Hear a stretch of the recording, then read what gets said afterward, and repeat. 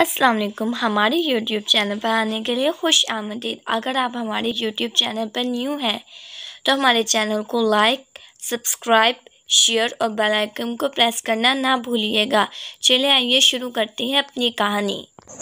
शाम के साए गहरे हो रहे थे। गरूब होते सूरज का नदी के पानी से मिलाप बहुत हसीन लग रहा था। इब्तिसाम ट्यूशन से वापसी पर बैग लटकाए छोटे छोटे पत्थरों को पाँव से उछालता घर की तरफ जा रहा था। इब्तिसाम बेटा, लगता है कि आज कुछ ज़्यादा ही थक गए हो। इब्तिसाम को अपने पीछे शाहब अंकल की आवाज़ सुनाई दी तो वह रुक गया। अरे शाहब अंकल, आप ये क्या बोझ उठाए जा रहे हैं? इब्तिसाम ने झुककर बड़ा सा थैला शाहब अंकल से पकड़ते हुए पूछा। किचन की कुछ चीज़ें ख़त्म हो गई थी और मेरी मेडिसिन भी, बस वही लेकर आया हूँ। शाहब अंकल ने दूसरा हाथ भी जैकेट की जेब में डालते हुए हंसकर बताया। तो किसी मुलाजिम को भेज देते या साथ ले जाते? इब्तिसाम ने कहा। अरे बेटा, यहाँ तक वैन में आया हूँ, अब ये थैला तुमने पकड़ लिया है और आगे जाकर मेरे घर का फासला ही कितना रह जाएगा? शाहब अंकल ने दाएं बाएं देखते हुए जवाब दिया। बादलों के टुकड़े एकदम से आगे थे। इब्तिसाम बेटा, लाओ थैला, मुझे पकड़ाओ, मौसम के तेवर को ठीक नहीं है, भागो घर की तरफ। शाहब अंकल ने थैले को पकड़ कर कहा तो इब्तिसाम सर हिलाकर तेज़ कदमों से घर की जानिब चल दिया। इब्तिसाम 7वीं जमात में पढ़ता था। वो 3 बहन भाई थे। इब्तिसाम से छोटी 2 बहनें थीं, सारा और ज़ारा। इब्तिसाम इंतहाई ज़हीन स्टूडेंट था, हमेशा क्लास में अव्वला था, खेलों में भी बढ़ चढ़कर हिस्सा लेता। शाहिद नजर आया, काफ़ी मशकूक अंदाज में एक बैग हाथ में उठाए वो मुलाजिम 30 कद आगे बढ़ रहा था। इब्तिसाम महज तजस्सुस में इसके पीछे चल पड़ा। थोड़ी दूर जाकर इसने बैग को एक दरख्त की घनी शाखों में छुपा दिया और खुद वापस चल पड़ा। इब्तिसाम एक बड़े से जारी नुमा पौधे के पीछे छुपकर खड़ा रहा। वो जगह घने दरख्तों और खुद वो झाड़ों से भरी थी। ऐसा क्या हो सकता है इस बैग में कि शाहब अंकल के मुलाजिम ने इसे यहाँ छुपाया है? इब्तिसाम घर की तरफ आते हुए सोचता रहा। शुक्र है तुम आ गए हो, हम सब तुम्हारा काफ़ी देर से इंतज़ार कर रही हैं। इब्तिसाम को घर में दाखिल होते ही अपने कज़न फ़ारूक की आवाज़ सुनाई दी।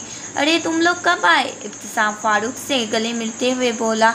हमें तो आए काफ़ी देर हो गई है जनाब, आप कहाँ थे? फ़ारूक ने इब्तिसाम के कंधे पर हाथ मारते हुए पूछा।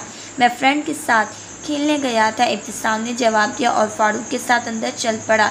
बड़े ताया फ़ारूक के पापा पूरी फैमिली के साथ आए हुए थे और फिर सबसे मिलने और गपशप में बैग की बात इब्तिसाम के जहन से ही निकल गई।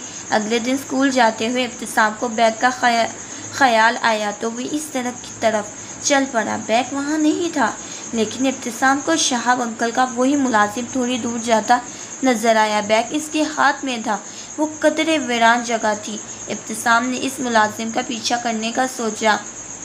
कोई ऐसी बात थी जो इब्तिसाम को ऐसा करने पर उकसा रही थी।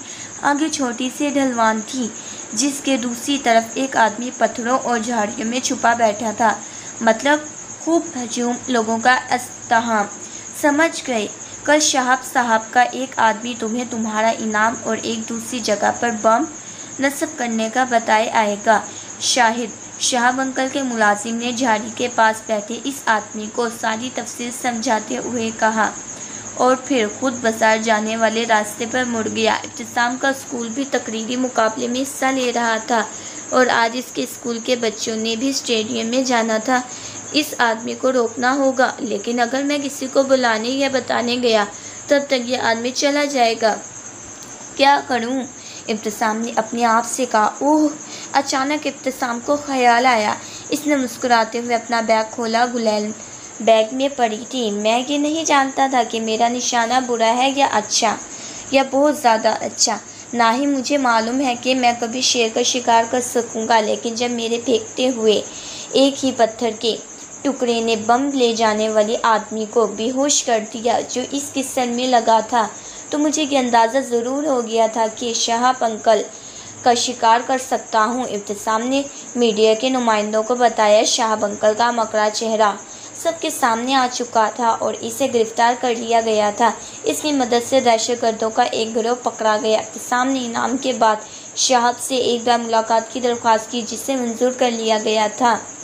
तुम्हारे साथ अच्छा नहीं होगा लड़के, बेबस और शिकस्त शहाब के चेहरे से आया थी। मुझे खुशी है कि मैंने अपनी महारत से एक अच्छा काम किया और तुम शिकार हो गए। इससे भी ज़्यादा खुशी की बात यह है कि वो महारत तुम्हारी ही सिखाई हुई थी जो तुम पर चल गई। इंशाअल्लाह अपनी महारत को मैं मस्बत कामों में इस्तेमाल करूँगा। इब्तिसाम ने शहाब की तरफ देखकर मुस्कुराते हुए कहा और इंस्पेक्टर अंकल के साथ बाहर आ गया। खुदा हाफिज़। कहानी खत्म।